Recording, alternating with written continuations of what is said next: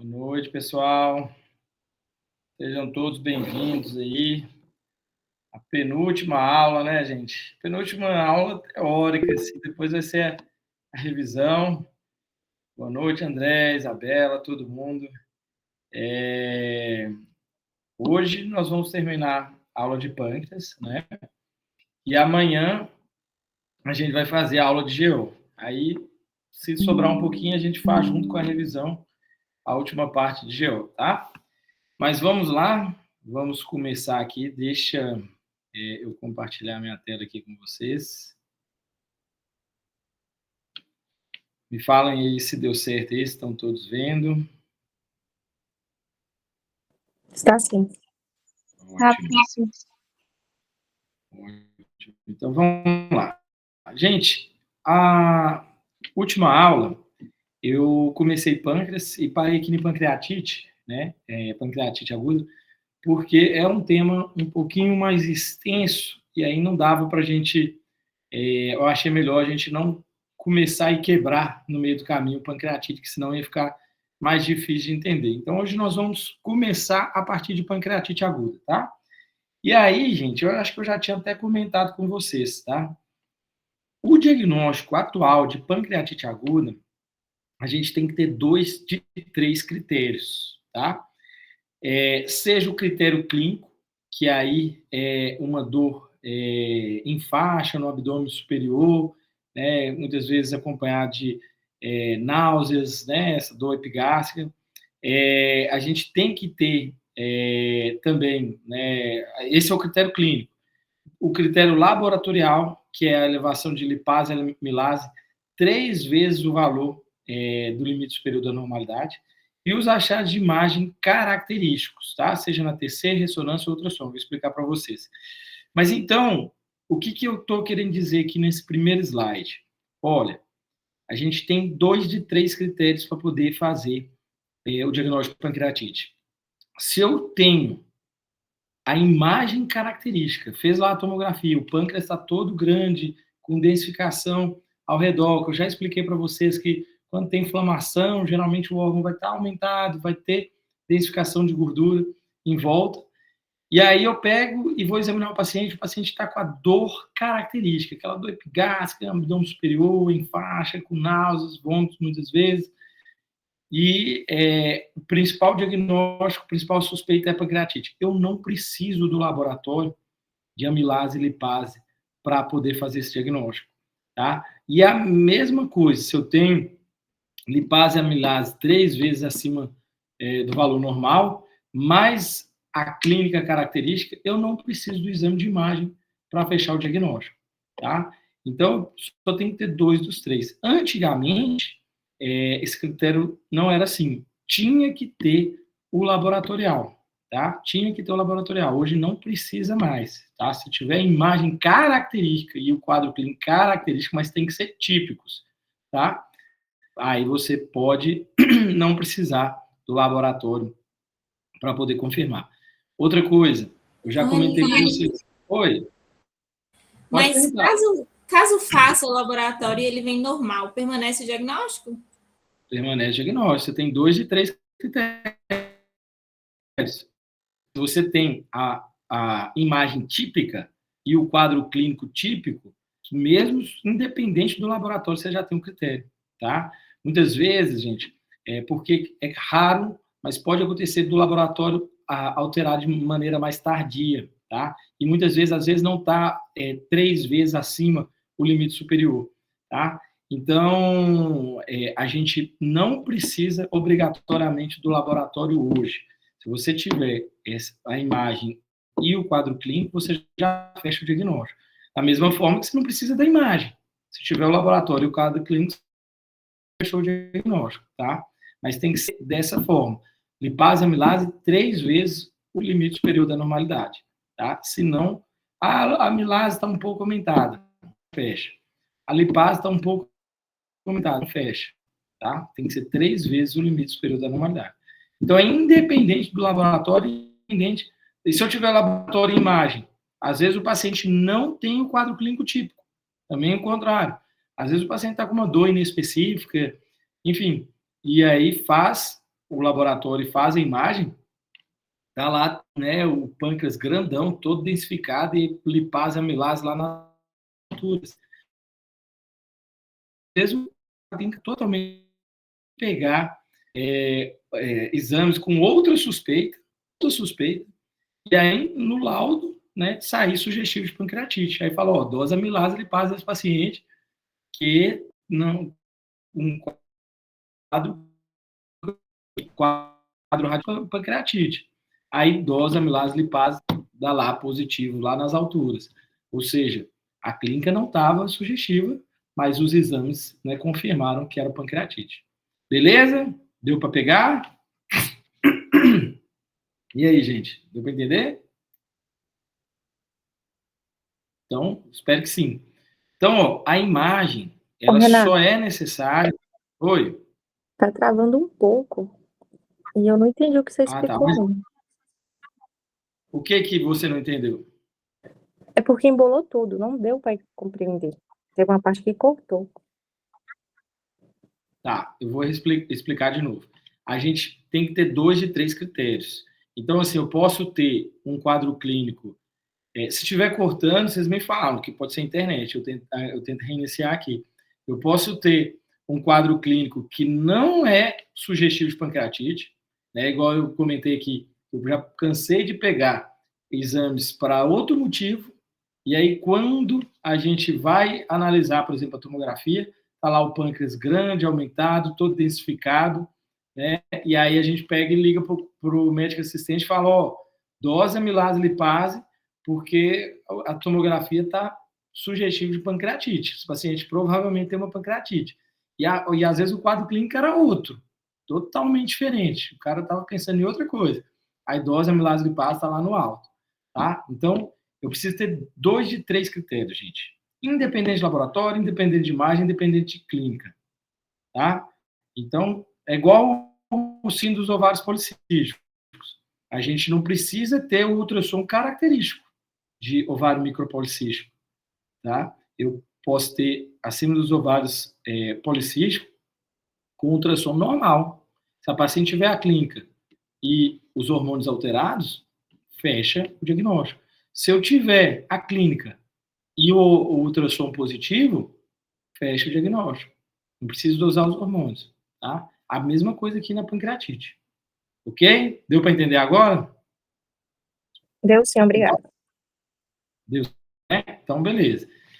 Então, assim, dito isso, né, se eu tiver um quadro clínico positivo e a imagem e o laboratório também, para que eu vou pedir os exames de imagem? Gente, os exames de imagem, muitas vezes, né, eles servem para identificar possíveis causas dessa pancreatite. Como eu comentei na aula passada, a gente tem o pâncreas de Wieson, tem o pâncreas anular, que podem ser causas de pancreatite. A gente tem outras causas de pancreatite que nós vamos comentar aqui nessa aula. Ver possíveis complicações, por exemplo, para saber se é uma pancreatite aguda edematose intersticial ou necrosante, que se já tem necrose. A gente vai ver também se existe coleções, pseudocistos, né, sangramentos, enfim, porque as enzimas pancreáticas podem corroer vasos e dar sangramentos, dar pseudoneurisma. Eu peguei caso de pseudoneurisma da artéria mesentérica superior, em que o paciente estava tendo pequenos sangramentos e aí não sabia de onde que era por conta desse pseudoneurisma. Então, assim, pancreatite pode dar várias complicações e os exames de imagem, eles são fundamentais para a gente poder caracterizá-los, tá? Além disso, ele é crucial também para fazer o diagnóstico quando o quadro clínico ou o laboratório é inespecífico. Lembrando, gente, que a lipase ela é muito mais específica do que a amilase. A amilase eleva em várias patologias intestinais. Uma delas eu comentei com vocês, que é a isquemia mesentérica. Tá? Isquemia mesentérica pode dar leucocitose, pode dar amilase alta. Tá? Então, a gente tem que lembrar disso. Agora, a lipase é muito específico de pancreatite, tá? Então, né, como eu comentei, a gente tem a pancreatite aguda edematose intersticial, que é a grande maioria dos casos, de 90% a 95%, e tem a pancreatite aguda necrosante, tá? Que A necrose pode dentro do pâncreas ou no tecido adiposo peripancreático. Um dos erros que eu vejo alguns, né, colegas cometendo é falar que a pancreatite é edematose intersticial porque não tem necrose no pâncreas. Se a gente tiver uma esteatonecrose em volta do pâncreas, ou seja, a gordura peripancreática está com necrose, já é uma pancreatite necrosante, tá? Então, eu não preciso somente de necrose no pâncreas. Se a gordura peripancreática tiver com necrose, ou a gente chama de esteatonecrose, também é considerado uma pancreatite necrosante. E isso faz toda a diferença para o prognóstico, para as complicações e para orientar o tratamento. A gente tem que classificar para poder orientar. E aí eu vou dar alguns conceitos aqui para vocês, tá? Que é conceitos de nomenclatura, que é importante a gente saber. Quando eu tenho uma pancreatite edematose intersticial, ou seja, quando eu não tenho necrose, se eu tiver nas primeiras 4 semanas de pancreatite, toda coleção líquida que eu identificar, eu vou chamar de coleções líquidas peripancreáticas agudas, coleções fluidas agudas, coleções líquidas peripancreáticas agudas. Passou de 4 semanas, essas coleções líquidas, elas já começam a encapsular. Então, até 4 semanas, coleções fluidas, né, peripancreáticas ou coleções líquidas peripancreáticas agudas. Passou de 4 semanas, elas começam a formar cápsula e são os famosos pseudocistos pancreáticos. Então, após 4 semanas, essas coleções elas vão encapsular. Isso, repito, para pancreatite aguda edematose intersticial. Na pancreatite necrosante é diferente. As coleções líquidas peripancreáticas, nas primeiras 4 semanas, eu vou chamar de coleções necróticas agudas. É diferente. Já após 4 semanas, eu não vou chamar de pseudocistos. Essas necroses vão compartimentalizar, elas vão encapsular, que a gente vai chamar de necrose compartimentalizada. Ou, em inglês, a sigla WON, que é Walled of Necrose, que é parede da necrose. Tá? Então, elas vão encapsular a necrose. É só diferença de nomenclatura. Na edematose intersticial, até 4 semanas, coleções líquidas peripancreáticas agudas, após 4 semanas, pseudocisto. Na necrótica, fácil. Coleções necróticas agudas até 4 semanas, após 4 semanas, necrose compartimentalizada, tá? Então, toda vez que a gente tem necrose, a gente tem que analisar muito bem, vou explicar para vocês o grau de necrose, né, a porcentagem, porque tem um aumento da mortalidade, ela pode infectar, tá?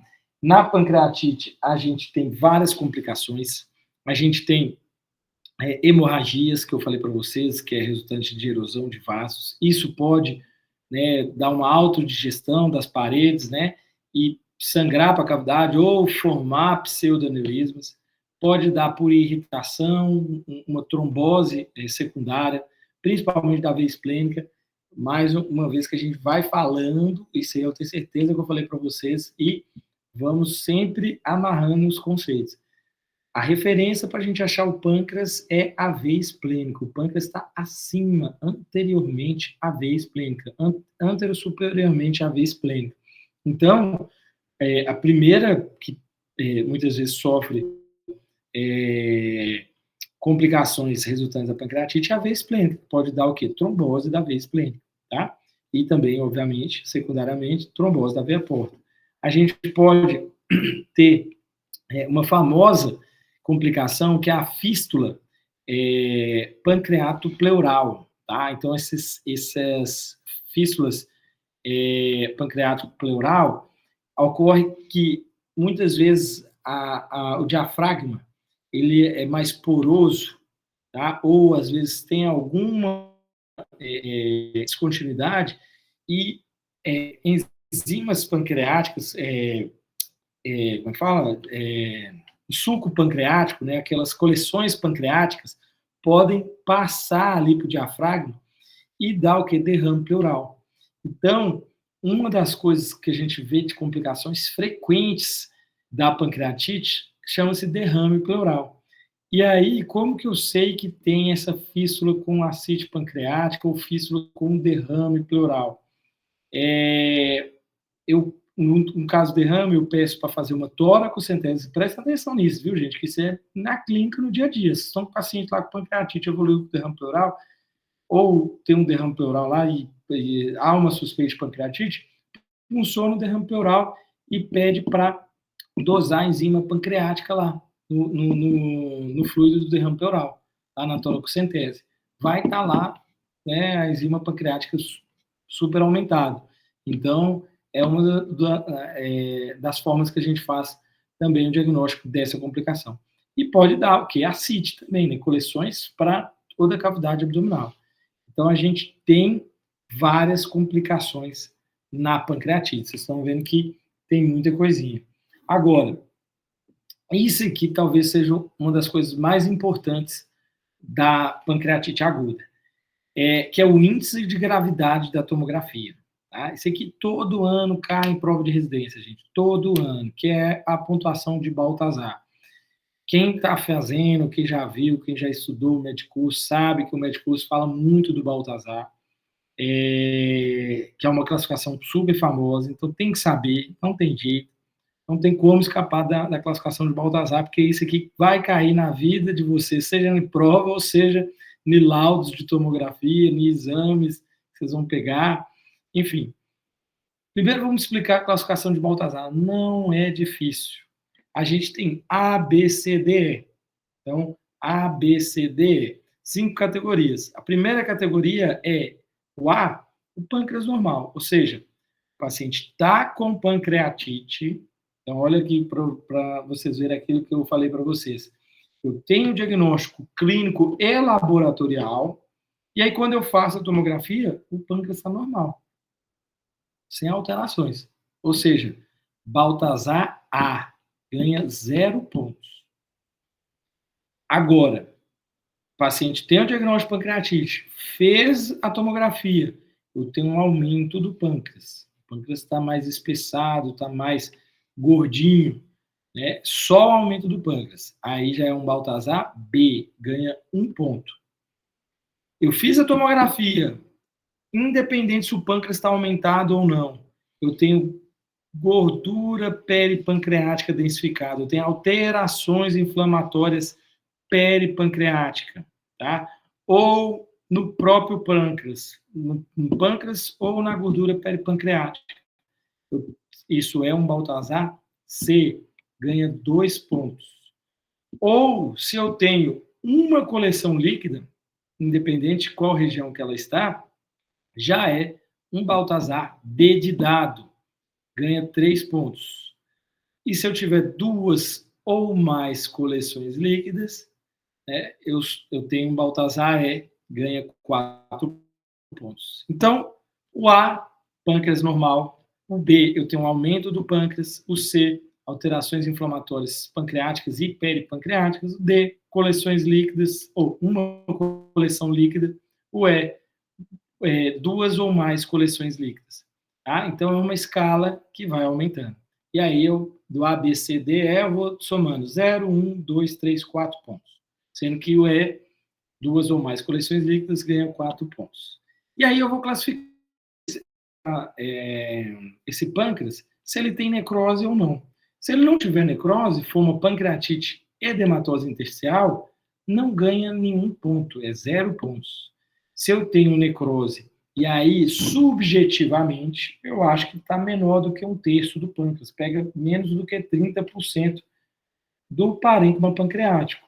Vai ganhar o quê? 2 pontos. Se eu tenho de 30 a 50, ou seja, não é 1/3, mas está entre 1/3 e a metade, tá? De 30 a 50% do parênquima pancreático, eu vou somar 4 pontos. E acima de 50, eu vou somar 6 pontos, tá? Então, vamos ver como que é na prática isso aqui. Deixa eu só passando aqui, que eu já vou mostrar, eu já vou voltar nisso aqui. Essa daqui, eu já até tá aí falando que é uma pancreatite edematosa intersticial. Vocês acham que qual Baltazar seria aqui? Ou seja, não tem necrose pancreática, ganharia 0 pontos. Baltazar A, normal. Está normal o pâncreas. Baltazar B, o pâncreas está aumentado. Baltazar C, eu tenho densidade de gordura, densificação de gordura peripancreática, ou seja, a densidade da gordura está alterada, tem alterações inflamatórias pancreáticas e peripancreáticas.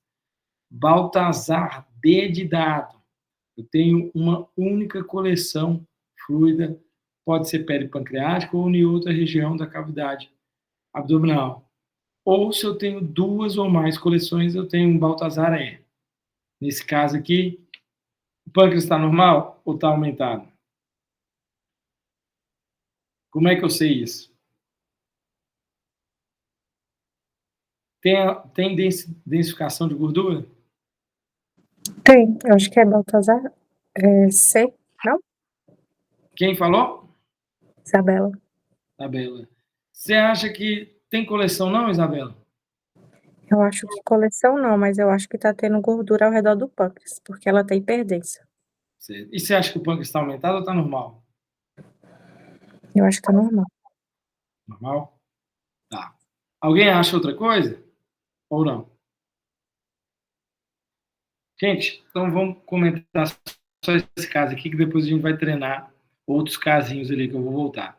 Ó, primeiro, aquilo que a Isabela falou está corretíssimo. Olha a gordura do subcutâneo, gente, pretinha. Olha a gordura aqui peripancreática, toda densificada. Então, eu tenho aqui uma densificação de gordura. Eu estou vendo alguma coleção? Nessa imagem, eu não tenho coleção. Tá? Não tenho necrose do parênquima pancreático, nem peripancreático. E aí, eu tenho uma densificação de gordura aqui. Baltazar C. Muito bem. É um Baltazar C. O Baltazar C ganha quantos pontos? O A, 1 ponto. O B, 1 ponto. O C, 2 pontos.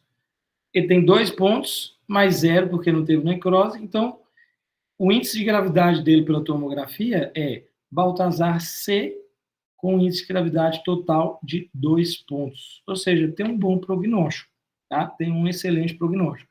Mas, porém, a única coisa que faltou, Isabela, é que o pâncreas está um pouco aumentado, tá? Por que eu sei isso? Macete para vocês. O pâncreas, gente, a espessura dele é decrescente. A cabeça é mais gordinha, é maior do que o corpo, que é maior do que a cauda.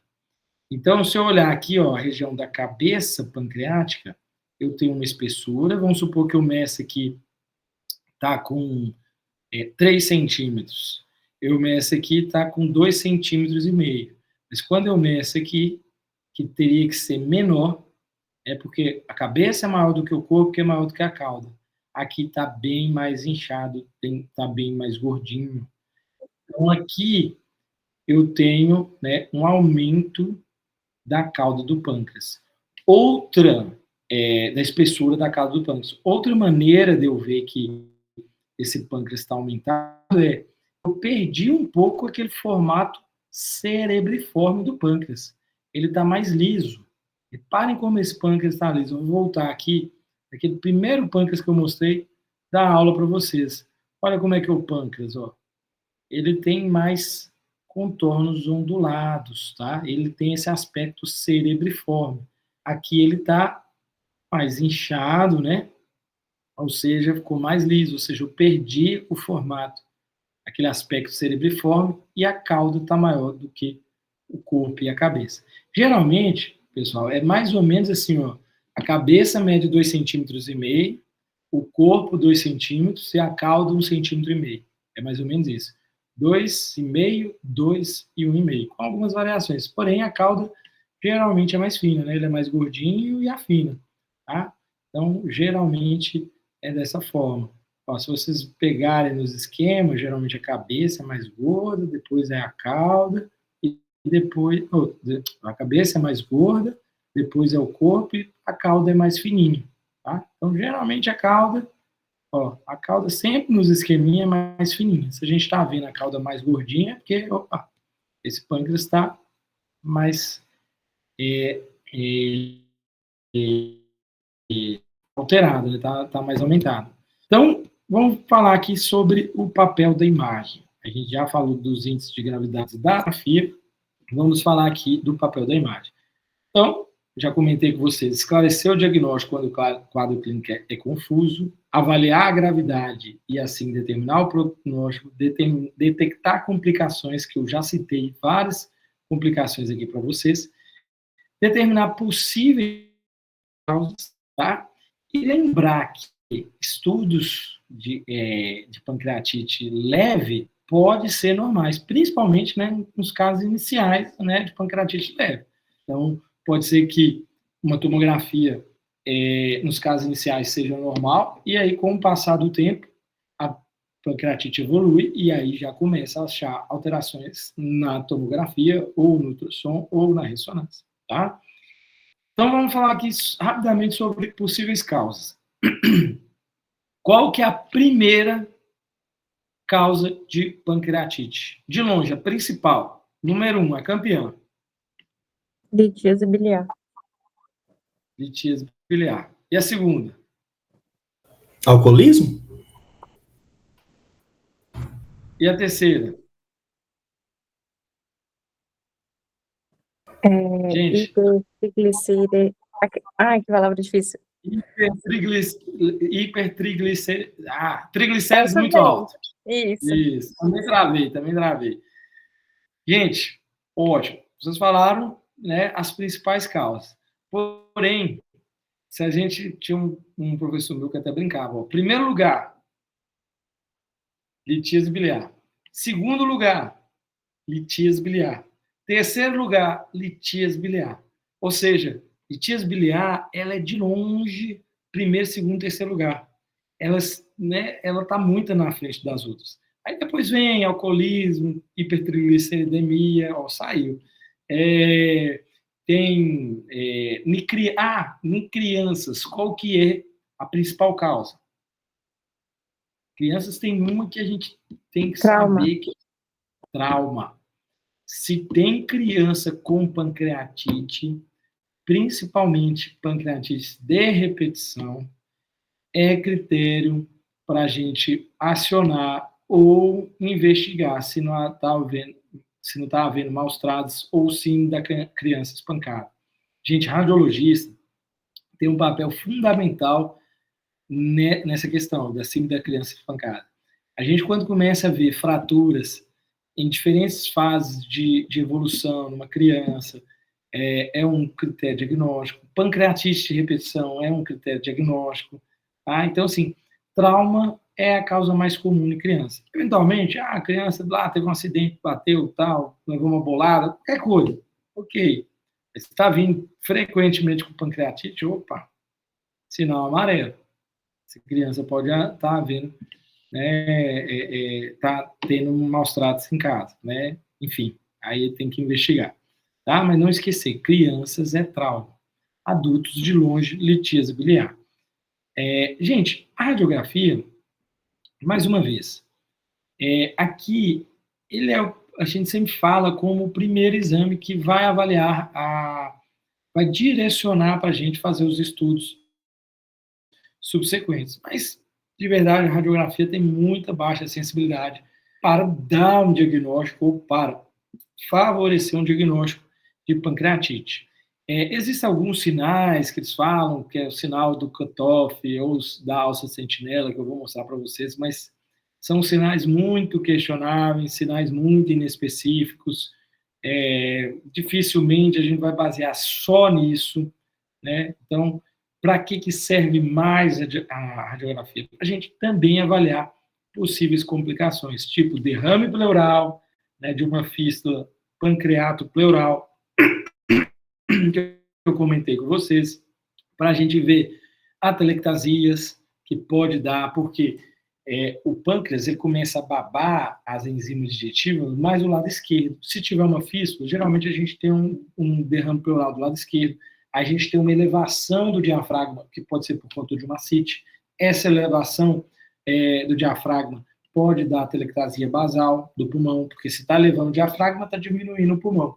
Tá? Então, isso são possíveis complicações que a gente consegue ver pelo raio-x. E, claro, também tem uma complicação de edema pulmonar secundário, uma síndrome do desconforto respiratório agudo, que é uma condição sistêmica da pancreatite, tá? Que pode desenvolver na pancreatite. Então, a gente tem essas alterações, assim, como principal, tá? Mas, assim, igual para vocês verem aqui, ó. Aqui eu tenho, vou até minimizar aqui para eu pegar a setinha, uma alça dilatada, que pode chamar de alça sentinela, e muitas vezes a gente tem um espasmo do cólon, que o cólon vem e, de repente, tem um espasmo por conta de enzimas digestivas aqui, dá um espasmo do cólon e a gente tem um sinal do cutoff. Simplesmente o cólon para. Mas se vocês me virarem e me falar assim, Renato, mas parece um nível hidroaéreo. Ok, no colo é raro, porque o conteúdo fecal é mais sólido, eu já comentei isso com vocês, mas pode ser, poderia ser um nível hidroaéreo. Então, de qualquer forma, gente, não são sinais que, na prática, a gente vai usar para dar um diagnóstico de pancreatite. Isso aqui vai servir só para o seguinte, olha, eu tenho um caso de pancreatite, o paciente está com a amilase, lipase lá em cima, lá nas alturas, tem a clínica característica, já fez ultrassom, tomografia, enfim, e tem esse raio-x. Aí você fala, isso aqui pode ser o sinal do cutoff, isso aqui é uma alça sentinela. Beleza, mas se for só isso e um laboratório, aí você não poderia cravar o diagnóstico, porque aqui não é algo específico, tá? Então, é só para vocês saberem, existe o sinal do cutoff e o sinal da alça sentinela, que fica uma alça dilatada ali. Mas aqui, eu tenho o seu costofico livre, eu não tenho muita elevação do diafragma aqui esquerdo, não tenho atelectasia, a gente consegue avaliar possíveis complicações, tá? Agora, o ultrassom é legal. Por que o ultrassom é legal? Qual que é a principal causa? Litíase biliar. Litíase biliar o ultrassom é bom para ver? É excelente. Oi? Volta naquela imagem, por favor. Qual, gente? Essa aqui? Aquela, isso. Nesse caso aí, o colo, o intestino e tal, tá interpondo em relação ao fígado? Para eu pensar em outro sinal? Não, Ou você não? fala chilaidite? Isso. Tá. Não ao fígado. À esquerda, sim. Aqui poderia. Aqui, sim. Aqui está justa diafragmática. Agora, o fígado, não. Tá? O fígado, não. Aqui, sim. Aqui, gente, os sinais muitas vezes se sobrepõem. Aqui, por exemplo, tem uma alça aqui atrás, poderia estar distendida e ter um empilhamento de moeda. Aí falar, tem um empilhamento de moeda? Tem, porque de alguma forma essa alça está distendida, ou seja, tem uma lentificação do trânsito. Se tem alça distendida, tem alguma coisa, o que pode ser por conta de quê? De um espasmo do cólon que está lentificando todo o trânsito, Mas aqui, junto ao diafragma, a gente está vendo a alça intestinal. Então, aqui teria o chilaidite, com certeza, tá? Mas aqui, o chilaidite, ele é apenas para a gente não confundir com o pneumo peritônio, tá? Então, assim, beleza, tem o chilaidite, mas serve só para a gente falar, olha, não tem pneumo peritônio, tá bom? Serve só para isso. Mas é importante reconhecer. Igual vocês Renato, Oi. Você falou que aí dá para ver o empilhamento de moeda, certo? Mais ou menos. Ah, tá. Porque mais ou menos. Quando você falou isso, eu fiquei na dúvida, porque do lado esquerdo parece que eu estou vendo uma alça do intestino grosso. Mas do lado direito tá mais parecido, lembra mais um empilhamento de moedas, mas não tão parecido. Aí eu queria saber, tem empilhamento de moedas no intestino grosso? É isso? Não. É só delgado. O sinal é descrito para delgado, deve circular. Aqui atrás, ó, se a gente for observar, aqui poderia ter um empilhamento de moeda aqui numa alça de delgado, tá? Mas essa alça aqui, ó, que tem um cutoff, é um intestino grosso, tá? E essa daqui que tem oscilações também é um intestino grosso, tá? Mas não tá tão característico. Por isso que eu falo, gente, sinal radiológico, a gente tem que ter bom senso também para poder valorizar. Essa daqui mesmo eu não falaria de empilhamento de moedas. Empilhamento de moedas é quando você tem realmente aquele intestino delgado bem dilatado e que você vê bonitinho lá os empilhamentos de moedas. Aqui sim, tem um chiladite, com certeza, do lado esquerdo, tá? Mas, por exemplo, se me mostrasse esse raio-x, sendo bem sincero para vocês, falar assim, Renato, qual que é o diagnóstico aqui? Eu nunca falaria, cravaria que era pancreatite. Não falaria, tá? O que eu estou querendo mostrar para vocês é que o raio-x, ele tem esses sinais, mas são muito, muito, muito inespecíficos. A gente não pode nem deve cravar pancreatite por raio-x, tá, gente? Pelo amor de Deus. Já, por exemplo, a apendicite, como eu falei para vocês, se tiver característica, todos aqueles sinais, e o paciente com uma clínica, acabou.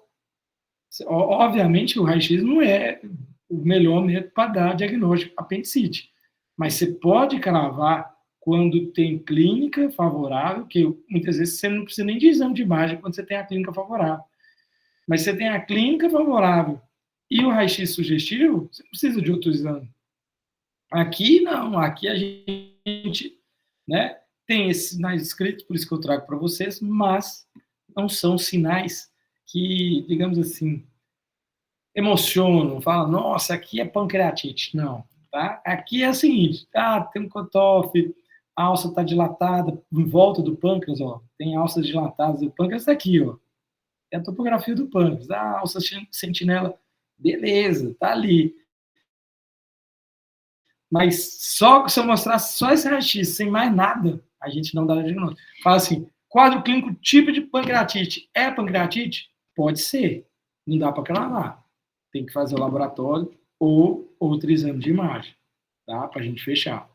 Diferentemente dos outros. Os outros a gente pode cravar, tá?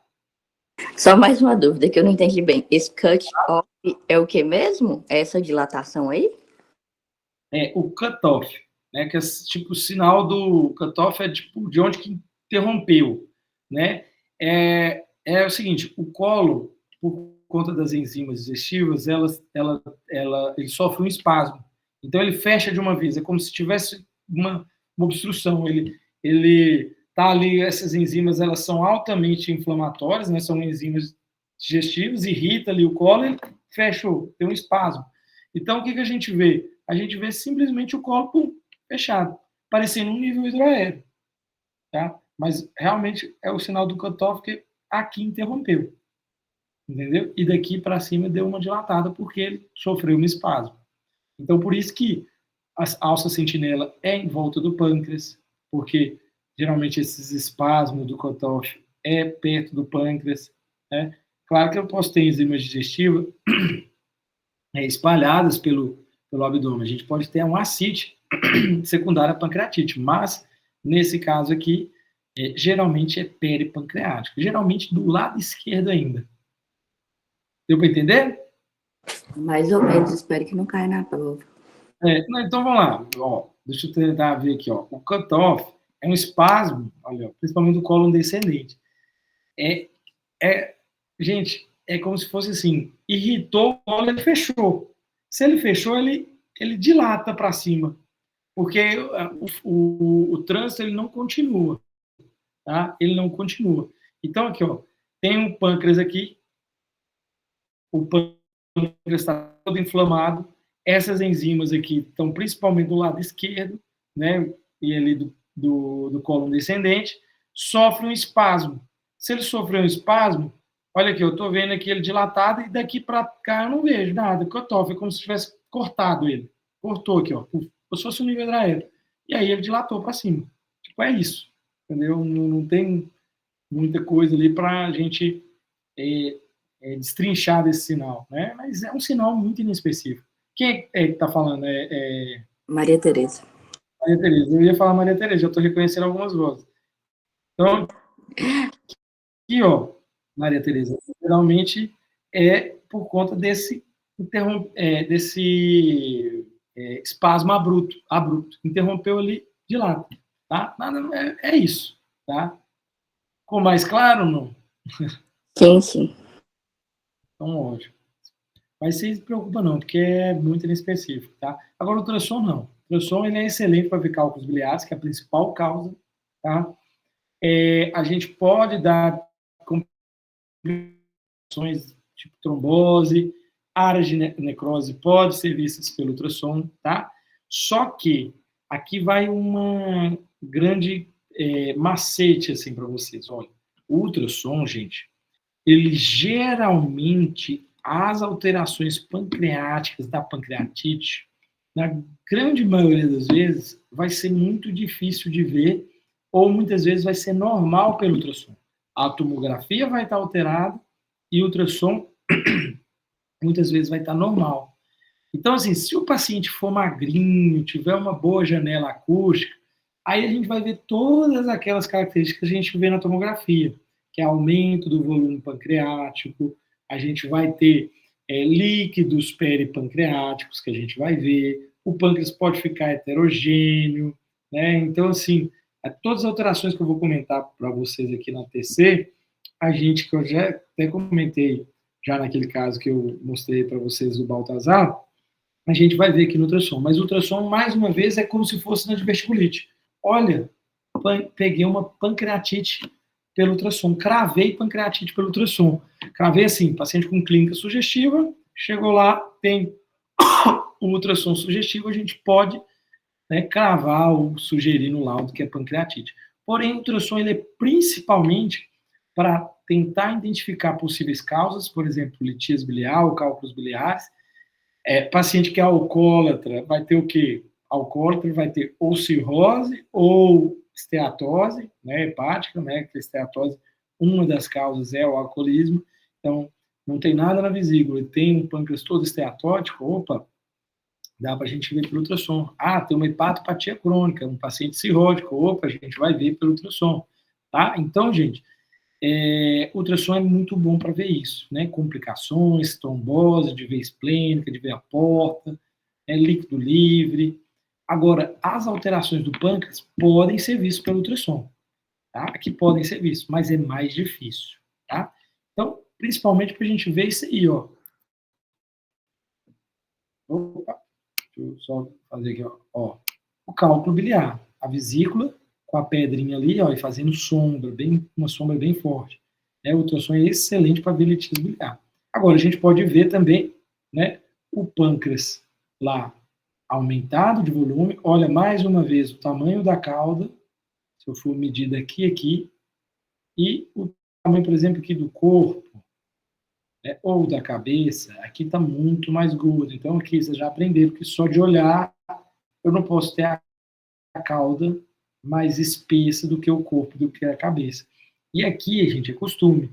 Se eu olho a gordura nos outros lugares, ela está mais escura. Olha essa gordura toda brancona, toda ecogênica, ou seja, há um aumento da ecogenicidade da gordura peripancreática, ou que a gente chama no ultrassom de borramento de gordura. Então, esse borramento de gordura também é uma alteração inflamatória peripancreática. A gente chama na tomografia de densificação de gordura, tá? Na TC é o padrão ouro, tá, gente? Então, TC não tem conversa. TC é excelente para pancreatite. A ressonância, vocês vão ver que tem uma acurácia semelhante ao TC, porém, a ressonância é mais cara, tá? E pouco acessível. Então, não tem por que fazer a ressonância se a TC, a ressonância é semelhante a TC, só que é menos acessível, mais cara e mais demorada. Então, não tem porquê. Então, por isso que a TC é padrão ouro para pancreatite. Então, a gente vai ter ou um aumento focal ou difuso do pâncreas, alterações da densidade da gordura peripancreática, as margens dos pâncreas podem ficar indistintas ou lisa, quando tem um sinal do pâncreas ficar bem lisinho e grande, chama pâncreas em salsicha. Isso é muito sugestivo de pancreatite autoimune. tá? Que é uma outra causa de pancreatite. Então, quando a gente tem uma pancreatite com pâncreas muito grande, liso, bem liso, aí a gente tem que lembrar de pancreatite autoimune, tá? Então, eu sugeri investigar doenças autoimunes. Aí a gente pode ter necrose, que é áreas de hipocontrastação. Então, para eu falar em necrose, eu tenho que injetar contraste. A TC sem contraste, eu não consigo falar se tem necrose ou não. Então, aí vai mais uma dica. Pancreatite, não se faz tomografia sem contraste, exceto quando tem alguma contraindicação ou algum motivo muito específico. Mas, via de regra, tem que fazer com contraste, tá? Se tiver gás no interior dessa necrose, isso pode estar diante de uma necrose infectada. A gente pode ter líquido com alta atenuação, sugestivo de sangue no reto peritônio, nos tecidos. Já falei para vocês que pode corroer os vasos e dar hemorragia, né? Então, a pancreatite pode dar várias complicações. Pode dar pseudoneurismas, que eu citei para vocês. E quando tiver calcificação no parênquima pancreático, a gente pode estar diante de uma pancreatite crônica de fundo, ou seja, uma pancreatite crônica agudizada, tá? Então, tem paciente que tem uma pancreatite de longa data, mas que está agudizada. Essa imagem eu mostrei para vocês, é um Baltazar C. Essa daqui, gente. Que Baltazar que é esse aqui? E tem necrose, quantos por cento de necrose? E como é que eu sei se tem necrose ou não? Já está escrito aí, né? Pancreatite necrosante. Mas, quantos tem por cento? necrose por causa da hipocontrastação, está menos contrastado. Exatamente. Aonde que está contrastado aí no pâncreas, gente? Na cauda.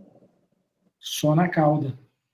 Entendeu? Então é fácil da gente ver necrose, gente. Só aqui está tendo impregnação pelo contraste. Tá? Aqui tudo está hipocontrastado, está escuro.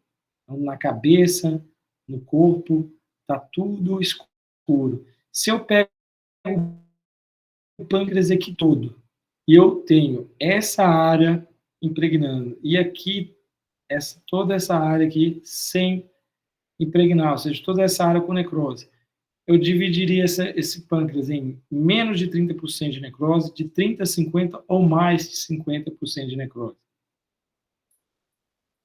O que vocês acham? Mais 50%, também concordo, tá? Então, mais 50% de necrose. Poderia, de 30% a 50%. Eu acho que é mais 50%, mas muitas vezes isso aí vai dar dúvida, vai ser meio subjetivo e tal, mas de qualquer forma, se a gente pega só essa partezinha e o restante todo do pâncreas hipocontrastado, né, eu imagino que 50% seria um pouco aqui, né? Então, tá mais 50% aqui, com certeza, tá? Mas tem casos que vai dar mais dúvida ali, se vai ser de 30% a 50%, mais 50%, mas quando é assim não tem tanto problema. Agora, beleza, já vimos que tem necrose, que é mais 50% do pâncreas. E aqui, no Baltazar, vocês acham que tem alterações inflamatórias peripancreáticas, tem coleções, é uma coleção, é mais de uma coleção? O que vocês acham? Eu acho que é o Baltazaré. Baltazar né? Sim. E tá certo, Isabela. Aqui, ó, tem coleção líquida aqui, a gente tá vendo aqui na goteira paretocólica, né, no espaço ali perirenal, pararrenal, ó. Então, aqui tem uma coleção aqui. E aqui em volta do fígado, esse aqui é coleção também, tá, gente? Quando está muito homogênea, é coleção.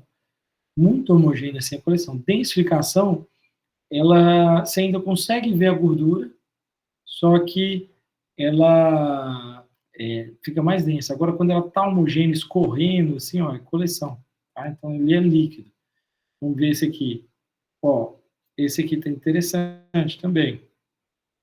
Esse aqui tem o pâncreas, Aqui eu tenho uma área de hipocontrastação. E o que é isso aqui no interior dessa área, dessa necrose? Gás. Gás, que é sugestivo de pancreatite necrosante com infecção na necrose, com necrose infectada, tá? Então, nesse caso aqui, é uma complicação da necrose, tá? Nessa casa aqui, que é de uma ressonância, tá? E aí, ó, a ressonância com contraste é equivalente a TC na pancreatite, porém não justifica, né? Porque é muito mais caro e se a gente tem 2 métodos semelhantes, a gente vai optar porque é mais rápido, mais barato e mais acessível, que é a TC. Por isso que a gente não vê tanta ressonância para a pancreatite, se fazendo um excelente método. Porém, então aqui eu tenho aqui, de novo, olha o tamanho da cauda do pâncreas. Aqui, ó, tem o cabeça com necrose. Aqui dá mais dúvida. 50% de necrose, por aí, né? Eu falaria aqui, acho que de 30 a 50, não sei se eu falaria mais 50, não. Tá? Mas vocês estão vendo que é muitas vezes, mas não tem problema. Você não pode confundir menor do que 30% com mais 50% ou sem necrose, não identificar necrose. Tá? Mas quando está batendo na trave ali, não tem tanto problema. Tá? Beleza? Então, gente, lembrar da classificação de Baltazar e toda essa conversa que nós tivemos de pancreatite aguda. Oi? Você pode repetir como é que identifica se tem coleção em relação à gordura? Como você vai ser a gordura ou se é coleção? Sim. Então, vamos lá. Ó, você está vendo essa gordurinha aqui, ó?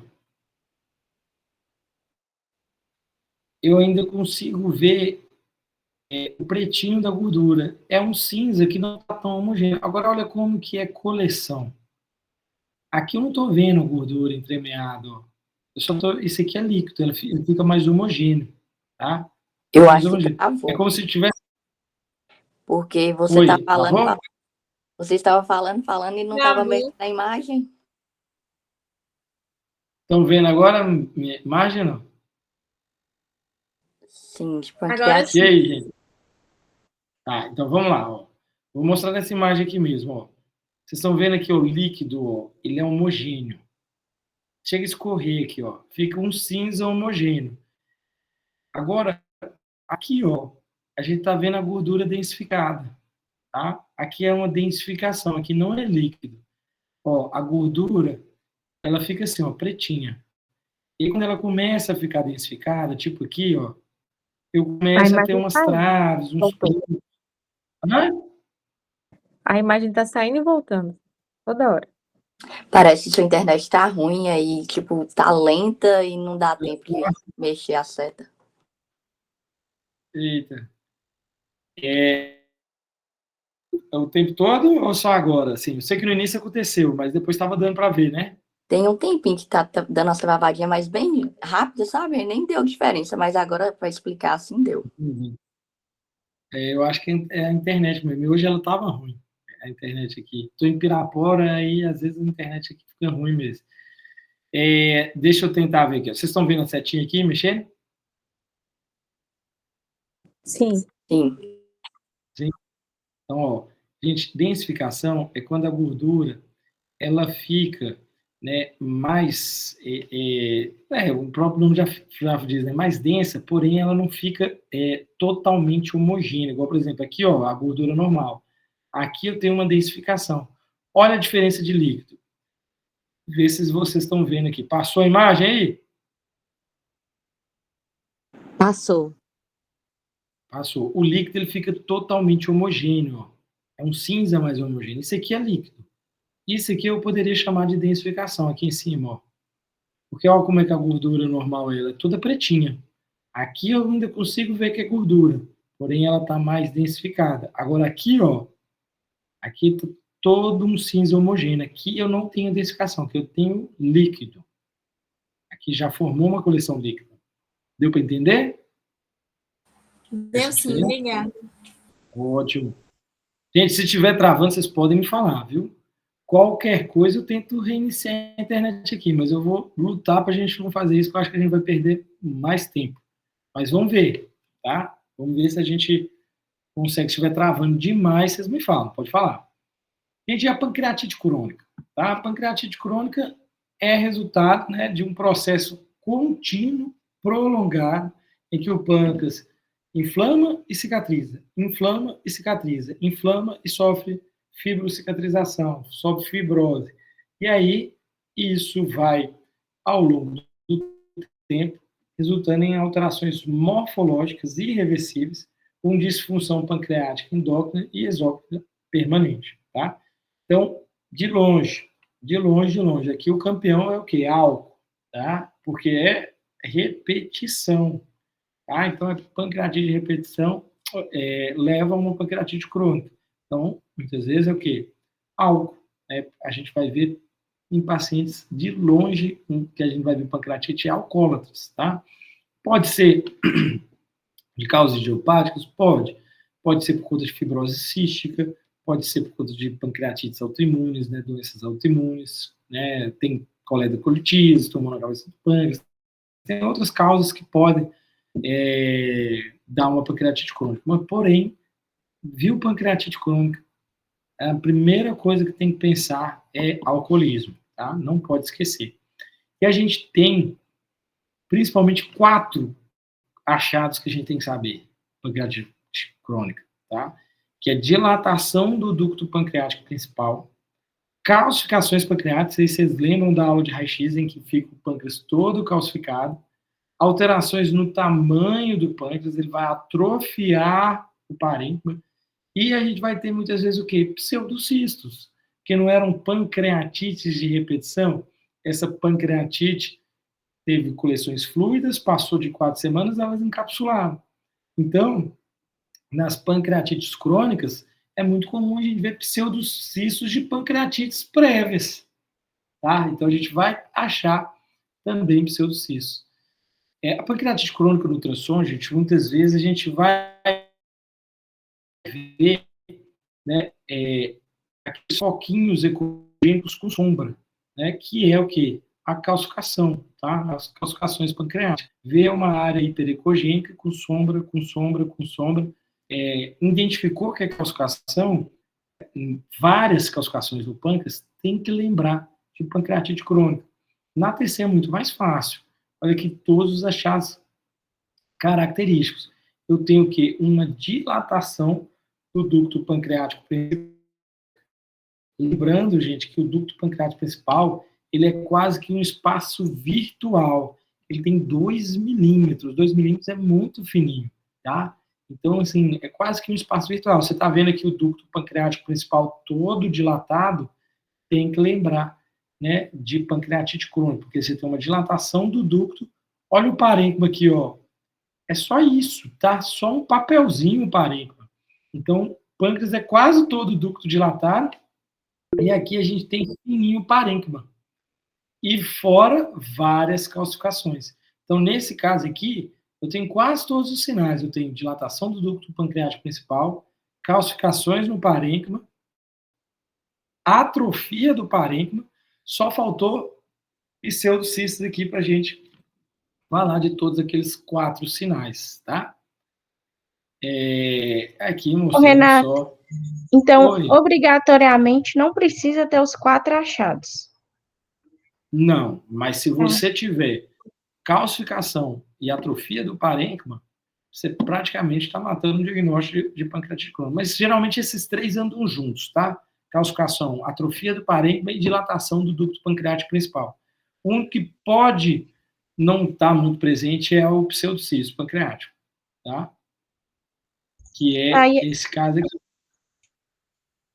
Pode falar. Entendi. Não, entendi. Entendeu? Então, aqui nesse caso, ó, tem um pseudocisto pancreático. Obviamente, esse caso não é de uma pancreatite crônica, a gente tem um pâncreas normal, mas aqui só para mostrar para vocês que acima de 4 semanas essas coleções elas vão se organizar, se encapsular, e a gente vai chamar de pseudocisto pancreático, tá? E agora, gente, para a gente finalizar, vamos tentar aí 20 minutinhos, 20 ou 30 minutinhos aí, vou tentar fazer em 20 minutos para a gente não estourar o tempo ali da aula, 20, 30 minutos, né? Acho que 30 minutos que a gente começou uns 10 minutos depois, falar sobre a parte de tumores pancreáticos. Eu vou falar principalmente do adenocarcinoma, que é um tumor sólido, e vou falar de algumas neoplasias císticas. Gente, o adenocarcinoma, ele é a grande maioria, constitui a grande maioria, aproximadamente 90% de todas as neoplasias pancreáticas, e permanece, infelizmente, com um prognóstico muito ruim e alta morbidade. Eu tenho certeza que a maioria de vocês conhece alguém que já faleceu de câncer de pâncreas, tá? Existem várias celebridades, pessoas famosas, inclusive o Steve Jobs, né, que é o criador da Apple, que cara multibilionário, né, não conseguiu escapar do adenocarcinoma de pâncreas, porque é uma doença, infelizmente, silenciosa, quando descobre já está avançada, e é um prognóstico muito reservado, tá? Muito reservado. Então, sim, gente, adenocarcinoma, o papel de imagem é fundamental para poder dar o diagnóstico, para poder estadiar se esse paciente tem uma chance curativa ou não, tá? A imagem, gente, geralmente vai apresentar, né, uma massa, um nódulo na TC, né? E aqui eu vou dar um macete para vocês. Geralmente, adenocarcinoma de pâncreas é assim, ó. Presta atenção em mim aqui. É um tumor, né? Eu falo, já até falei de cabeça de pâncreas, né? O adenocarcinoma pancreático é um tumor que acomete principalmente a cabeça do pâncreas. Então, por isso que muitas vezes a gente já fala como se fosse um sobrenome, adenocarcinoma de cabeça de pâncreas, mas ele pode dar no corpo, na cauda, mas geralmente é na cabeça do pâncreas. Quando você tem um adenocarcinoma da cabeça do pâncreas, o restante do pâncreas tende a atrofiar, igualzinho na pancreatite crônica, e o ducto de Wilson tende a dilatar, igualzinho na pancreatite crônica. Só não vai ter o quê? A calcificação do parênquima pancreático e não vai ter a massa na cabeça do pâncreas. Mas, lembrando que a pancreatite crônica, ela é um fator de risco para desenvolver tumores pancreáticos, e o principal é o adenocarcinoma. Então, a pancreatite crônica pode estar associado, por exemplo, se tivesse uma massa aqui na cabeça do pâncreas, a um adenocarcinoma da cabeça do pâncreas. Porém, né, muitas vezes não tem relação, e aí o adenocarcinoma vai ser muito parecido, vai atrofiar o restante do parênquima do pâncreas, vai dilatar o ducto de Wilson, só não vai ter calcificações no parênquima pancreático, tá? Então, olha esse caso aqui, muitas vezes é uma massa mal delimitada, às vezes a gente tem uma massa aqui na cabeça do pâncreas, não está muito boa de ver aqui agora, ela é geralmente hipovascular, ela não realça muito pelo contraste. Olha como que está o parênquima desse pâncreas, fininho. Isso aqui tudo, gente, ó, é o ducto de Wilson dilatado. Ducto de Wilson dilatado. E o parênquima pancreático bem fininho, tá? Aqui também, mesma coisa, parênquima atrofiado, ducto de Wilson dilatado, e eu tenho como se fosse uma massa aqui na cabeça do pâncreas. Ela às vezes é mal definida, mas quando a gente vê um pâncreas atrofiado, com ducto de Wilson dilatado, sem calcificações, para a gente pensar no pancreatite, nós temos que rapidamente ver se não tem uma massa na cabeça do pâncreas, que a gente pode estar diante de um adenocarcinoma. No ultrassom é mais difícil da gente ver, porém, eu vou ver uma massa também na cabeça do pâncreas e o ducto de Wilson dilatado, né? Essa foto não ficou tão boa, mas são os mesmos achados, porém, mais difícil da gente dar o diagnóstico, tá? E aqui, gente, eu vou só explicar para vocês, né? Não vou ficar lendo o quadrinho aqui. A gente tem alguns critérios de ressecabilidade ou irressecabilidade do tumor, pensando no ponto de vista curativo, tá?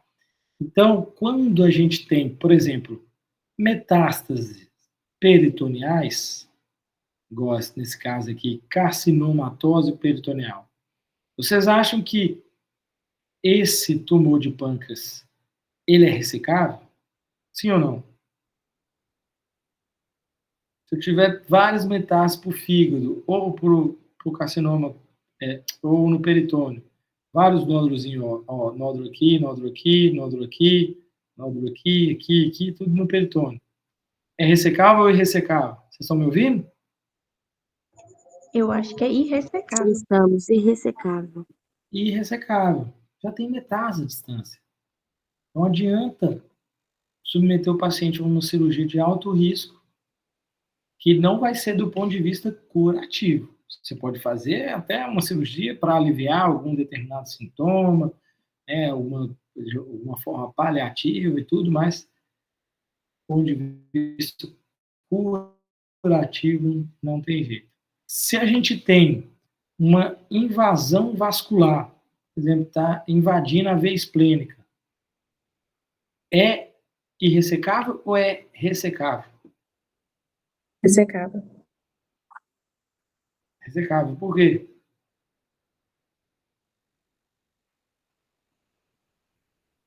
Por quê? Invadir na veia esplênica é ressecável?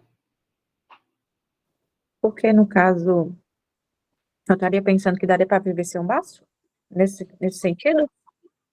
Exatamente. Se invadiu a veia esplênica não é vital para a gente. A gente pode ligar a veia esplênica, a artéria esplênica e fazer uma esplenectomia. E aí retirar o tumor. Né? Ou seja, retira a veia esplênica, retira o baço, retira o tumor, é ressecável. Agora, se invadiu a artéria mesentérica superior, tem como tirar a artéria mesentérica superior? Tem como viver sem a artéria mesentérica? Não tem jeito. A artéria mesentérica superior, ela é vital. Tá? Então, vai depender do que o tumor vai invadir, porque ali na região peripancreática passa muito vaso. Muito vaso. Passa junção porta-espleno-mesentérica. Se invadir a junção porta-espleno-mesentérica, é irressecável. Não dá para você tirar a veia porta.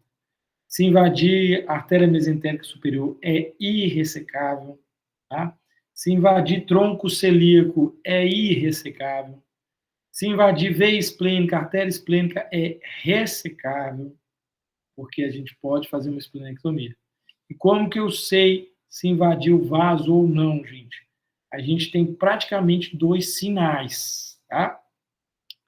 Se o tumor, por exemplo, como nesse vaso aqui, eu tenho um vaso, ele só encosta e não amassa o vaso, ele não deforma o vaso, não dá para eu falar que está invadindo. Ou seja, eu tenho a bolinha lá do vaso. Se o tumor só encostou, não dá. A resposta é, invadiu. O que a gente fala para o cirurgião, a maioria das vezes, olha, não dá para falar. Está encostado. Pode ser que tenha invasão ou não. Aí o cara vai ter que abrir para saber. Porque encostado, gente, pode ser que está invadindo. A gente não tem sensibilidade no exame de imagem para poder falar com certeza se nesse caso está invadindo ou não. Mas, geralmente, quando está só encostado, a gente não fala que está invasão, de invasão. A gente fala que está em íntimo contato. Agora, se encostou e deformou, aí tem invasão. Ou seja, se eu tenho ali o tumor só encostou, não deformou, agora se chegou ali a deformar o vaso ficou em forma de gota, ficou mais achatado, né? Ficou com uma depressão, né? Alguma coisa ali que o tumor está empurrando o vaso, alguma coisa, aí está invadindo. E a outra forma da gente falar de invasão é quando o tumor ele envolve mais do que 180 graus do vaso. Se ele encostou, não amassou, mas invadiu. Se ele está encostando e não está amassando ou deformando o vaso, mas ele está encostando em uma superfície de mais de 180 graus, a gente fala também em invasão. Tá? Agora, se ele estiver só encostando e não estiver pegando pelo menos a metade, ou seja, pelo menos 180 graus, também a gente não dá para falar em invasão. Existem casos em que o tumor envolve completamente o vaso. Esse aí não tem jeito. Esse aí está totalmente invadido. A gente chama de encasement em inglês. Encasement é como se fosse quando o vaso ele ficou todo circundado pelo tumor. Tá? Então, critérios de invasão de vaso vascular. O tumor encostou e deformou. O vaso ficou em sinal de gota, ficou esticado, ficou com uma depressão, não interessa. Invadiu. Só encostou. Tem invasão? Não sei. Aí ninguém sabe. Só vai saber na hora que abrir e olhar. Tá? Encostou, não deformou, mas envolveu mais do que 180 graus o vaso, invasão. Tá? Aí está invasão. Então, isso, gente, faz toda a diferença no prognóstico do paciente. Então, a tomografia, além de dar o diagnóstico de tumores pancreáticos, do adenocarcinoma, vai estadiar, principalmente para saber se esse tumor é ressecável ou irressecável, tá? Do ponto de vista, obviamente, curativo. Ô, Renato, nos casos que Pode falar. tem como tirar o tumor e preservar o vaso? Olha, não tem jeito, se tiver invadido, de você tirar o tumor e deixar o vaso, tá? Eu nunca ouvi falar nisso e eu tenho quase certeza que não tem jeito, porque assim, se o tumor está invadindo o vaso, você não tem como tirar ali o vaso ali, mesmo que você, às vezes, tira aquela parte e faz um bypass ali, nunca vi falar deles tentarem fazer isso. Porque são artérias bem importantes e quando tem invasão, muitas vezes não tem jeito de você, muitas vezes não desconheço se tem jeito de deixar o vaso, tá? Então, acredito que não, porque quando tem invasão é um critério de irressecabilidade, tá? E hoje em dia, né, eles tentam fazer de tudo para câncer, a gente tem que ser muito agressivo. Existem casos, eu até comentei para vocês, do STAR-MAPS, lá do fígado, que faz metastectomia de câncer de colo. Câncer de colo faz metastectomia pensando no ponto de vista curativo. Mas aqui, creio que não. Creio que não tem como preservar o vaso, não. Tá bom? Certinho, gente? Ok, obrigada. Então, vamos lá. Por último, neoplasias císticas pancreáticas, tá? Gente, pseudocisto pancreático, já comentei para vocês, né? Uma pancreatite aguda, com mais de 4 semanas, forma aquelas coleções líquidas compartimentalizadas, né? Encapsuladas, na verdade, que a gente chama de pseudocisto pancreático. A gente tem a fibrose cística, que eu não vou ficar comentando aqui para vocês, que é uma doença congênita, né, que pode dar também cistos pancreáticos, pode dar pancreatite de repetição, mas não é o foco aqui. A gente tem, então, 4 neoplasias, que eu vou ensinar de maneira muito didática para vocês como a gente fazer o diagnóstico dessas 4 neoplasias. A primeira é a neoplasia sólida e cística pseudopapilíferos do pâncreas. Tem esse nome horroroso, neoplasia sólida e cística pseudopapilífera do pâncreas. Mas tem o nome de tumor de Franz, tá? Para sintetizar, é o famoso tumor de Franz. A gente tem a neoplasia intraductal papilífera mucinosa, que eu vou explicar, e as neoplasias císticas mucinosas e as neoplasias císticas serosas. Vamos começar aqui com a primeira. Neoplasia sólida e cística pseudopapilífera do pâncreas, ou tumor de Franz. Gravem essas características que eu vou falar para vocês. É no sexo feminino, 20 a 30 anos, ou seja, segunda, terceira décadas, tá, de vida, ou seja, mulheres jovens. É uma neoplasia que o próprio nome já diz, sólida e cística. Então, tem componente sólido e tem componente cístico, tá? Pseudopapilífero do pâncreas, claro, né, tem todo esse nome, também chamado tumor de Franz. E essas coisas, tem uma cápsula fibrosa, delimitando áreas sólidas, císticas, isso aí é a própria descrição da neoplasia sólida e cística. Então, vamos lá, a gente ir amarrando os conceitos. Nesse caso aqui, vamos supor, cai lá, uma mulher de 20 anos, tem uma neoplasia no pâncreas, que vocês vão identificar, muitas vezes, uma área grande, cística, com pequenas áreas sólidas. Se tiver área sólida e cística, numa mulher de 20, 30 anos, no pâncreas, a gente tem que pensar na neoplasia sólida e cística pseudopapilífera do pâncreas ou tumor de Franz. Então, ponto-chave. Mulher jovem, neoplasia sólida e cística. Esse é o tumor de Franz. Ou neoplasia sólida e cística pseudopapilífera do pâncreas. Tá? Esse é o leite. Agora vocês vão entendendo o restante dos macetes. A neoplasia cística mucinosa, feminino, muito maior do que masculino, 9:1. Mais uma vez, mulher. A questão vai trazer para vocês, mulher. Neoplasia cística mucinosa, geralmente ocorre na cauda do pâncreas. E pode ter septações ou vegetações ou calcificações, principalmente septações e calcificações. Então, o que nós vamos saber dessa neoplasia cística mucinosa? É mais em mulheres, esqueci de falar, meia-idade. Meia-idade é o quê? 40, 50 anos. Então, eu estou diante do sexo feminino, uma neoplasia aqui é melhor que eu consigo mostrar certinho. Eu tenho o pâncreas, e aqui eu tenho cabeça, corpo e aqui cauda. Então, tem uma neoplasia cística muito grande aqui na cauda.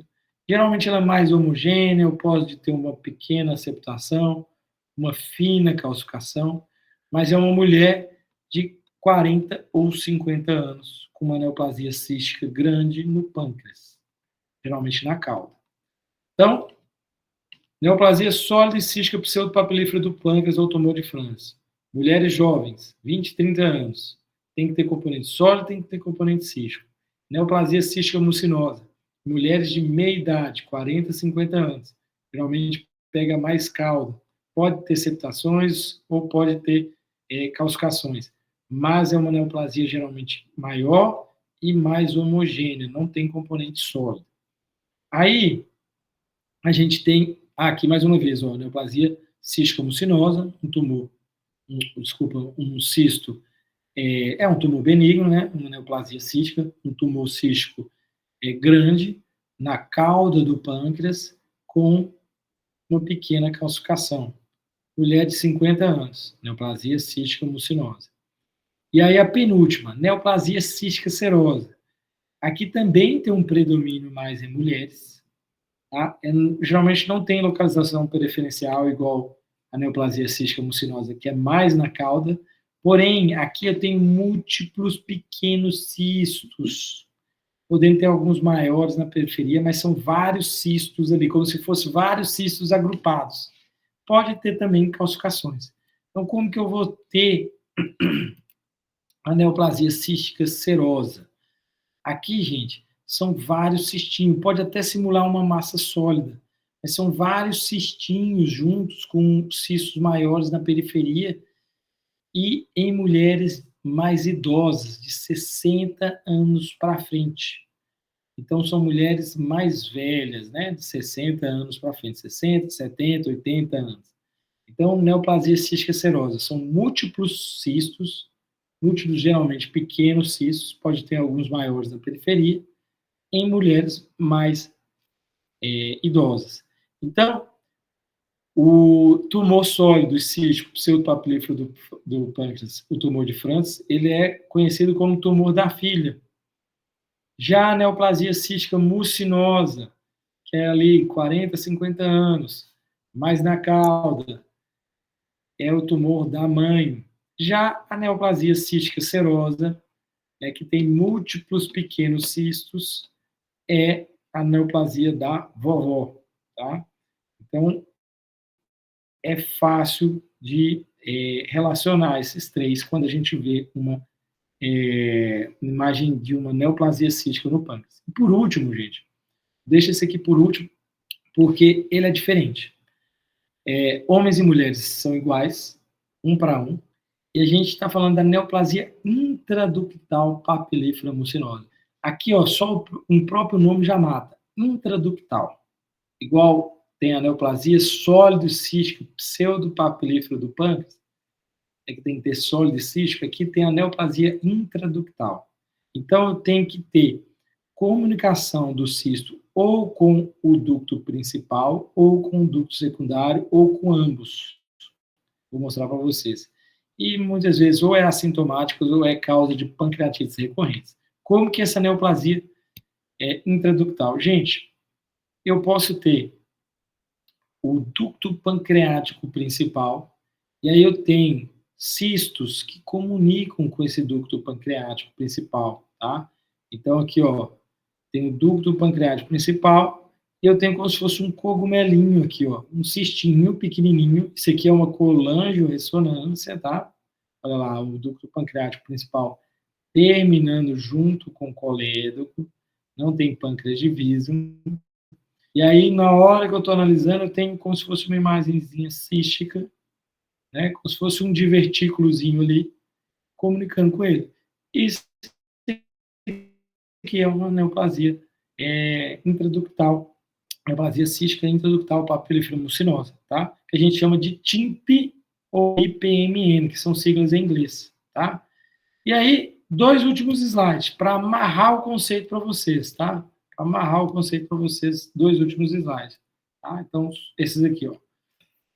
Vou fazer esse aqui, sempre é melhor. Ó. Ô, Renato. Oi. Então, aquele cogumelozinho que você falou, que vai ter o nome de IPMN, que você falou? Isso, ou TIMP. Ah, tá, viu? Tá? Então, olha lá, ó. Vou explicar exatamente isso agora para vocês, ó. Eu tenho o ducto pancreático principal. Eu tenho um cisto que comunica com esse ducto pancreático principal. Eu estou diante do IPMN, tá? Ou neoplasia intraductal papilífera do pâncreas, tá? Se eu tenho o ducto pancreático principal, e aí a gente tem ductozinhos secundários, e esse ductozinho secundário também se comunica com o cisto. Também estou diante de uma neoplasia cística intraductal papilífera do pâncreas, ou IPMN, tá? Então, qual que é a grande característica do IPMN? Ele comunica com o ducto pancreático principal. É o único que comunica com o ducto pancreático principal. Se eu tenho cistos grandes com calcificação, principalmente na cauda, né, que está mais no corpo, mas é principalmente na cauda, a gente está diante da neoplasia cística mucinosa, principalmente se for mulheres de 40 ou 50 anos, de meia idade. Se eu tiver múltiplos pequenos cistos agrupados, eu estou diante de uma neoplasia cística serosa, que é mais em mulheres mais velhas, né, acima de 60, 70 anos. E se eu já tenho uma história de pancreatite prévia, eu vejo um cisto grande, eu tenho que lembrar do pseudocisto. Muitas vezes vai ser diagnóstico diferencial da neoplasia cística mucinosa. Porém, nesse caso aqui, qual que é o principal fator que a gente vai diferenciar esse desse aqui? É óbvio, inclusive. É o quê? O fato de não ter tido pancreatite prévia. Gente, é comum, gente, eu já tive pancreatite. Não, pancreatite, quando a pessoa tem, né, além de não ser tão comum, a pessoa não vai passar desapercebida, ela vai ter tido muitas vezes o diagnóstico, não ter sido internada, tá? Ainda mais quando forma um pseudocisto. Então a pessoa vai ter noção que já teve uma pancreatite. Então você está lá diante de um cisto grande no pâncreas ou peripancreático, tem que lembrar de pseudocisto, tá?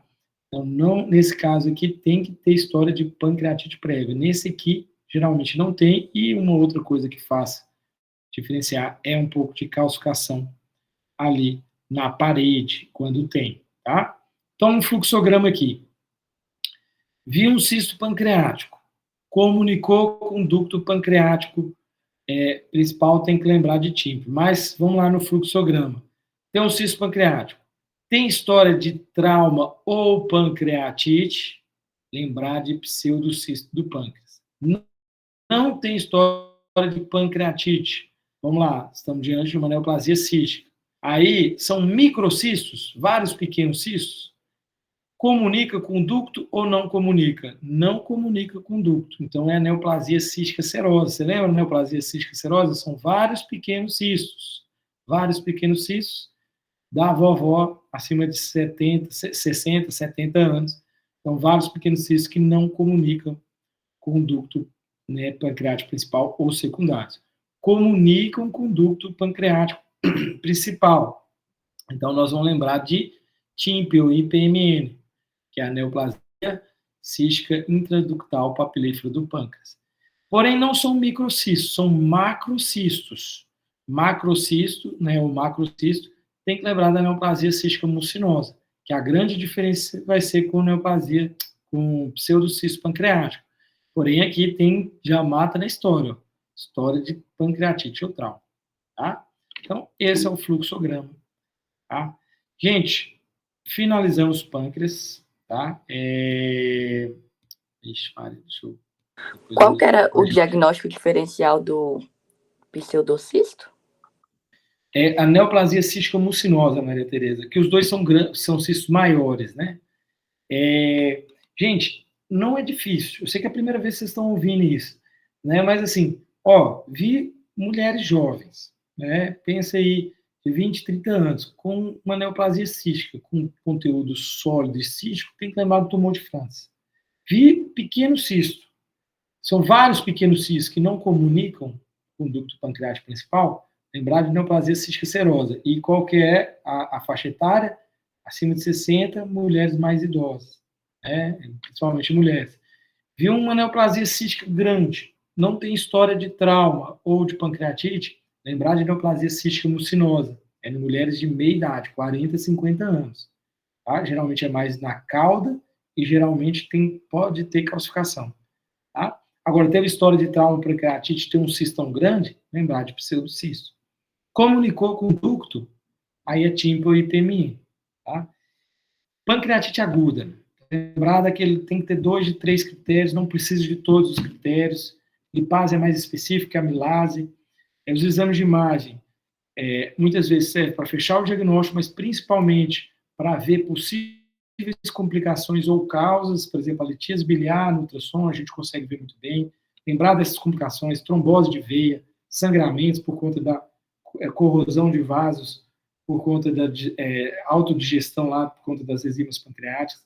Pode dar pseudoaneurismas, pode dar ascite, derrame pleural, tá? Lembrar das características, o pâncreas pode ficar aumentado, com densificação de gordura peripancreática, né? A gente fica com o pâncreas mais liso, né? Classificação de Baltazar, expliquei para vocês, A, B, C, D, E, tá? Índice de gravidade de tomografia, além de Baltazar, olhar se tem necrose ou se não tem necrose. Classificação de Baltazar e classificação de necrose pancreática. Pancreatite crônica, paciente alcoólatra, geralmente, pâncreas todo calcificado, atrofiado, com ducto de Wissem dilatado. Adenocarcinoma, vai ser quase isso aí. Pâncreas atrofiado, ducto de Wissem dilatado, mas vai ter uma massa na cabeça do pâncreas, que adenocarcinoma geralmente é de cabeça do pâncreas. Pode ser em outros lugares. 90% das neoplasias pancreáticas. Tá? Quais são os critérios de ressecabilidade? Metástases no fígado, no peritônio, quando tem invasão vascular. Invasão vascular deforma vaso ou envolve mais do que 180 graus o vaso.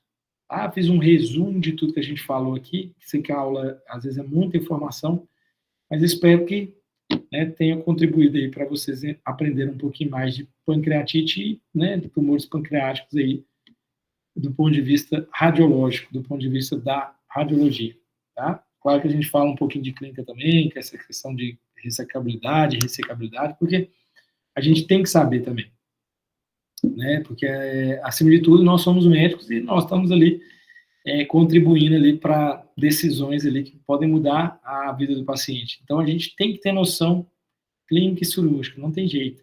Porque se eu não tiver, eu não vou descrever aquilo lá. E é importante. O cara, muitas vezes, o cara não quer saber se tem um tumor de pâncreas. Tumor de pâncreas, às vezes, ele já sabe, ele quer saber se invade artéria mesentérica, se invade tronco celíaco, se invade junção pórtico-esplênico mesentérica, se tem metástase, se não tem, isso aí é o que ele quer saber. Beleza, gente? Beleza. Deixa eu te perguntar, Renato. Na P2 não vai ter aqueles Claro. exames que você abre na hora, não, né? Ainda não fiz a prova, Maria Tereza. Eu vou pensar. Vou pensar Foi nesse difícil, caso aí. viu? Vocês foram bem, vocês foram bem. Ah, foi ótimo você ter falado isso, Maria Tereza, porque é o seguinte, sexta-feira vai ser nossa prova, né, dia 6.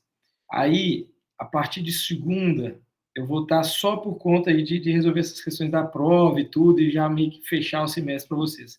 Então, eu vou tentar, até antes da prova, já lançar todas as notas da P1, já comecei a corrigir algumas provas, porque é muita coisa, né, que a gente tem que resolver, então, e a turma SUS é muito grande, então, até sexta-feira eu vou tentar lançar antes, né, todas as notas para vocês já saberem o que vocês precisam, o que vocês não precisam, tá? Mas, de uma forma geral, pelo que eu vi, a galera foi muito bem na prova, já tinha visto isso na correção. Vocês choram de barriga cheia, eu já vi lá que vocês estavam lá reclamando e tudo, na hora da correção todo mundo saiu feliz, mas é assim que eu gosto, que vocês foram bem por méritos seus, porque mostrando aqueles exames ali ao vivo e tudo, né, tinha muita coisa ali que realmente a gente faz isso na prática, né? Abrir o exame e olhar. E é isso, gente, vocês vão evoluindo muito. E cada vez mais, né, a rádio vocês têm que estar sempre exercendo. Internato, PSF, pronto-socorro, tem que pegar os exames e tem que ir olhando, quebrando a cabeça, olhando sem ver o laudo, eu acho que é isso, não é, poxa, tem um radiologista lá, vai discutir com ele, discute com um cirurgião, tudo, pega os exames e começam a olhar. Aqui na aula, vocês vão aprender muita coisa, mas se vocês não praticarem, esquece mesmo. Então, claro que aquele principal vocês vão guardar, mas a gente tem que praticar, porque praticando vocês vão longe, tá? E aí vocês vão ver muita coisa no internato que a gente falou, as aulas de neuro, essas de abdômen, eu sei que é extensa pra caramba, abdômen, né? Finalizou hoje, né? Então a gente falou de pâncreas, fígado, rim, baça, adrenal, abdômen agudo, raio-x de abdômen, anatomia de TC, né? Então foi um módulo bastante rico aí, bem grande. E agora a gente vai ter o módulo de GO, que parece, GO é 1, 2 aulas, que eu vou fazer em uma aula ali amanhã, ou uma aula e meia ali, terminar um pouquinho ali na revisão, aí vocês vão ver que GO também é muita informação e um módulo muito importante. E é uma aula que faz muita diferença para vocês no internato. Vocês vão ver que a gente vai discutir bastante conceito. Uma outra coisa que eu queria ver com vocês, amanhã então, né? Que horas? O pessoal me perguntou o horário. Vocês querem, pode ser umas 9 horas, ninguém precisa acordar 8 horas da manhã, que aí se o povo for sair hoje, fica mais tranquilo. Pode ser umas 9? Sim? Pode. Ô, Renato, tem como você enviar o slide de abdômen agudo, por favor? Não tem lá, não? Tá, eu vou enviar. Vocês me lembram, né, para enviar, viu? Eu tenho que procurar ele aqui no Drive. Tá. Envia o Digel também, Renato, por favor, para a gente acompanhar durante a aula amanhã, se puder. Sim. O Digel não tem no CLES? Eu acho que tem, gente. O Digel tem. O da abdômen agudo, que eu não sei se tem. Vanessa, vocês já olharam lá no CLES? Não olhei. Primeiro pergunta lá no grupo da sala, talvez alguém tenha, eu acho que deve ter. Eu acho, se não tiver, Vanessa, você pode me falar que eu mando, tá? mas eu acho que no CLES tem. O de abdômen agudo, que eu não sei se tem no CLES. Eu acho que não tem. Eu também acho que tem uma das turmas lá que não tinha aula de abdômen agudo, ou se teve, eu não lancei ela lá no CLES. Eu acho que teve, eu não lancei, enfim. Mas, de qualquer forma, eu mando para vocês. Agora, confirme para mim depois se a de O acho que tem. De O tenho quase certeza que tem. Mas a de tem. Outra coisa, Renata, a prova vai ser no São Norberto também, de novo? Ah, tá. Isabela Meira me pediu para ver se ia ser no São Norberto. Eu mandei mensagem para a Luana, ela falou que talvez consegue, sei lá, mas ela não me confirmou. Então, eu vou perguntar a ela se deu certo lá no São Norberto e falo para vocês. Mas até então, o que está marcado é no JK, que aí não tem problema de sala, porque vai ser no dia da nossa aula, né? Então, vai ser sexta-feira, 7h30. E aí o JK, o High Collage está reservado para a gente. Já estava, né? Por conta da nossa aula. Então, até então, é lá. Mas aí, se eu conseguir mudar para o São Norberto, eu aviso para vocês. Eu já pedi a Luana e ela ficou de olhar para mim. Tá? Mas ainda não me deu certeza.